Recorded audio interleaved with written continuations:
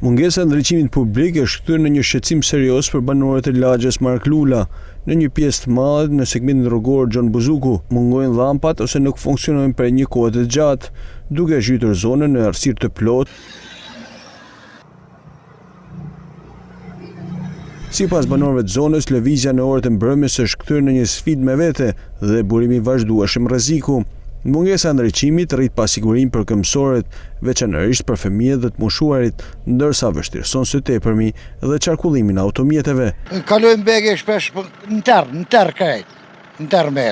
Boll keq është. Keni frikë për aksidente? Patjetër, s'diskutohet apo punë. S'diskutohet.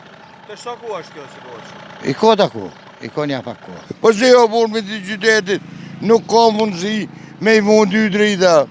Një të përkët metë, qafën edhe natën, asë një dritë nuk e bjerë. Ta bevem, me mu asirë. Të sa ku është kështë? Ka, ta 25 vjetë, 30 vjetë. Si shka drita për këtë metë asirë këto. 92 metra një to.